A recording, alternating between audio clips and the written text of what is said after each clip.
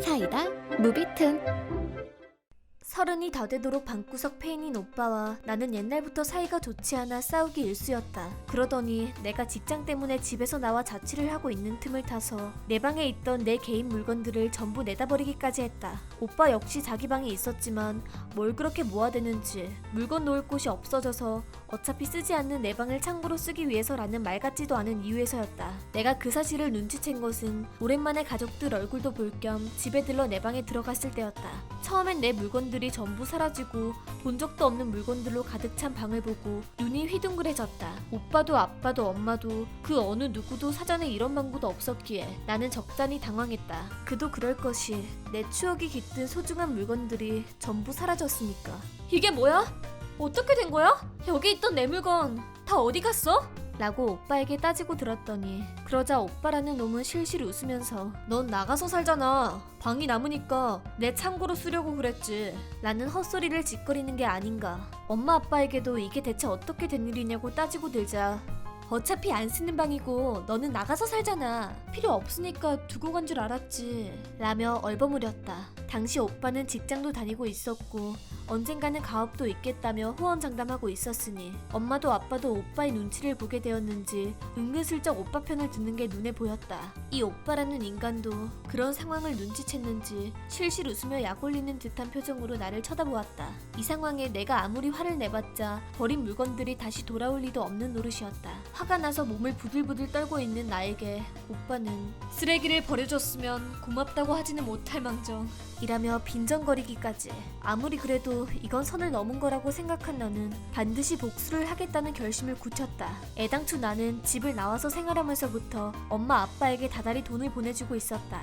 뭐 혼자 살다 보니 그리 많은 돈이 필요하지도 않았고 나도 효도라는 걸 한번 해보자는 생각에 꼬박꼬박 입금을 해왔었는데 일단 그 집부터 그만두었다. 오빠는 부모님께 용돈을 드리기는커녕 용돈을 받아 쓰는 인간이었다. 동생이 부모님에게 용돈을 주고 있는데 장남이라는 게 부모님께 용돈을 받아 쓰다니 뭔가 잘못 돌아가고 있다고 이전부터 생각하고 있긴 했지만 이건 순전히 나와 부모님의 문제이니 오빠와는 상관이 없다고 생각했고 그걸로 부모님의 어깨에 짐을 덜 수 있다면 그걸로 충분하다고 생각했었다. 그런데 이런 상황에 그런 오빠의 편을 들다니 나도 사람인지라 효도할 마음 따위는 깨끗하게 사라졌다. 그리고 더 이상 가족들 얼굴 보겠다고 집에 들리는 짓도 그만두었다. 바쁜 직장 생활 중에도 짬짬이 틈을 내어 부모님이 좋아할 만한 선물까지 챙겨 집에 들리곤 하던 나였는데 내가 왜 그런 짓을 했는지 지금 와서 생각하면 바보처럼 느껴졌다.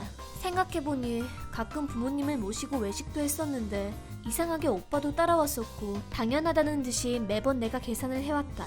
그리 자주 얼굴 보는 것도 아니니 레스토랑도 제법 가격대가 있는 곳들이었는데 이 오빠라는 인간은 번번이 엥?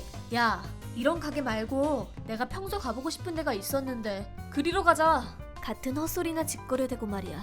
애시당초 엄마 아빠가 어떻게 오빠 혼자 두고 우리끼리만 가냐, 가족끼리 그러는 거 아니다 같은 소리를 하니까 할 수 없이 데리고 갔던 건데 주제도 모르고. 이야기를 들은 직장 동료는 어이없어하며 이것저것 하나하나 지적하고 짚어주었는데 듣고 보니 난 어마어마하게 착취당하고 있었던 것 같다. 일단 정기적으로 부모님께 보내던 용돈을 끊으니 갑자기 여유자금이 확 늘어나면서 생활면에서 숨통이 확 트였다. 입어보고 싶었던 옷도 해보고 싶던 취미도 배워보고 싶었던 것들도 전부 해볼 수 있게 되었고 인테리어에도 투자를 좀 했더니 삶의 공간이 화사해지면서 생활 전반의 만족도가 확 올라가서 직장에서도 더 열심히 일할 수 있게 되었다. 그 후로 몇 달이 채 가기도 전에 눈에 띄는 변화가 일어났는데 부모님으로부터 걸려오는 전화 횟수가 확 늘어났다는 거다. 어디 아픈 데는 없지? 일은 잘 되니? 같은 내용으로. 물론 용돈을 끊기 전에는 이런 일이 없었다. 전화 내용은 초반에는 일상적인 안부 전화로 시작하지만 뒤에 가서는 다시 돈을 보내줄 수 없는지, 집세 내는 것도 힘들 텐데 와서 같이 살자는 둥 하는 이야기를 빙 둘러서 하곤 한다. 그 집에 내가 있을 자리는 이미 없는걸? 내 방도 없애고 내 물건들도 다 내다버린 게 어디에 누구시더라? 부모는 내가 불쌍하게 여겨주기라도 바라는 듯이 요즘 불경기다 보니 돈 들어갈 때가 한두 군데가 아니야. 넌 혼자 사니까 돈은 좀 여유 있지 않니? 우린 가끔 끼니 걱정을 해야 되는 거 아닌가 싶을 때도 있지 뭐니 라는 소리를 하길래 그렇게 힘들어? 그 잘난 오빠는 뭐한대? 라고 한번 비꼬아줬다. 한 번은 진짜 어지간히도 힘들었는지 직설적으로 돈이 필요하다고 한 적도 있다. 용돈 레벨이 아니고 목돈이 필요하다는 소리를 하길래 나도 모르게 피식 웃음이 나와서 어머 어떡해? 나도 이것저것 돈 나갈 구멍이 한두 군데가 아니라서 말이야. 내가 그런 돈이 어디 있어? 라고 받아쳐줬다. 혼자 사는 마당에 솔직히 그렇게 돈이 많이 드는 것도 아니고 여유는 충분했지만 주고 싶지 않았다. 그러자 엄마는 결국 참지 못하고 화를 내고 말았다.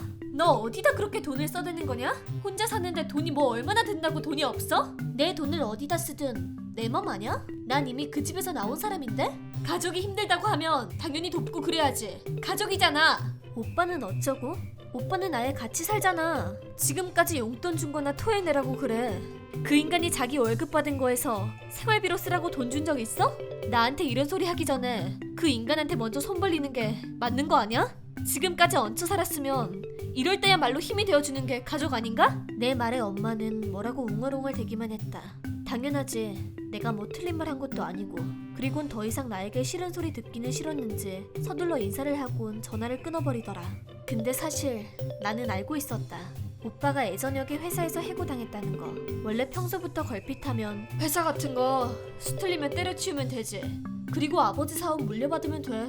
라는 소리를 지겹게도 해댔으니 아마 회사 동료들에게도 똑같은 소리를 하고 다녔을 거다.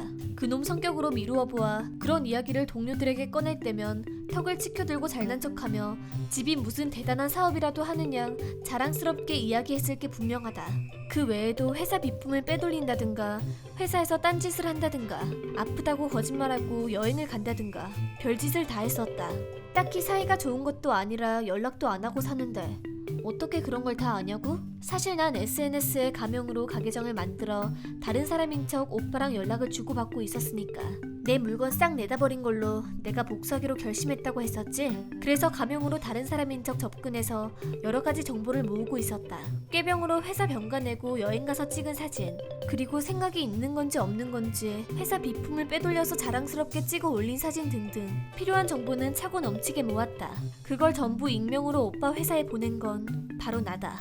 백보양보해서 꾀병은 그럴 수 있다고 쳐도 비품을 개인적인 목적으로 빼돌린 건 명백한 범죄니까 결국 징계위원회에 회부된다는 소리를 듣고 겁먹어서 제 발로 회사에서 나왔다나 뭐라나. 회사 차원에서 처벌하기 전에 스스로 퇴사했다고 회사 담당자로부터 연락이 왔었다. 신고해 주셔서 감사하다는 인사까지 덧붙여서 말이지.